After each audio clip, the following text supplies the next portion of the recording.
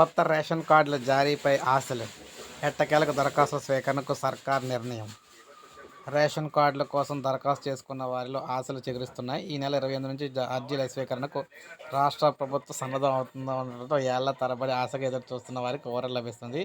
6 గ్యారెంటీలతో పాటు ఇతర సంక్షేమ పథకాల అమలులో లబ్ధాలకు ఎంపిక రేషన్ కార్డు ప్రామాణికంగా తీసుకుంటామని చెప్పడం అయితే జరిగింది. సో ఇప్పుడే మనకి లేటెస్ట్ అప్డేట్ అయితే జరిగింది.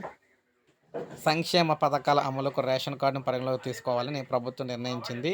ఈ నెల 28 నుంచి 500 సిలిండర్కు దీన్నే ప్రామాణికంగా తీసుకోవాలని చర్చకు వచ్చింది.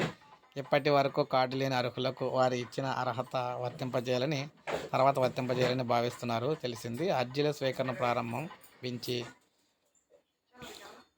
గ్రామ బస్తీ సభలతో లబ్ధిదారులు మరి ఎంపిక చేసే కార్యక్రమం రూపొందించింది. 3 ఏళ్ల తర్వాత కాంగ్రెస్ ప్రభుత్వం రేషన్ కార్డుల జారీకి చేర్పులు మార్పులకు అవకాశం ఇవ్వడంతో 6 గ్యారెంటీల్లో 10 లక్షల రాజు ఆరోగ్యశ్రీ పింఛన్లు, ఇందిరమ్మ ఇల్లు, మహాలక్ష్మి పథకం కింద మహిళలకు ప్రతి నెల 2,500 సన్నబియ్యం పంపిణీ, విద్యార్థులకు 5 లక్షల విద్యా భరోసా, ఉచిత విద్యుత్తు, 500కి గ్యాస్ సిలిండర్ తదితర పథకాలు అందించేందుకే ఆశతో అనేక కుటుంబాలు అయితే ఎదురు చూస్తూ ఉన్నాయన్నమాట. అందువల్ల రేషన్ కార్డులకు సంబంధించి మార్పులు చేర్పులు అయితే తొందరలోనే జరగబోతున్నాయి అనమాట. సో ఇది మనకి లేటెస్ట్ అప్డేట్. వీడియో నచ్చితే లైక్ చేయండి, సబ్స్క్రైబ్ చేసుకోకపోతే మన ఛానల్ సబ్స్క్రైబ్ చేసుకొని ఫాలో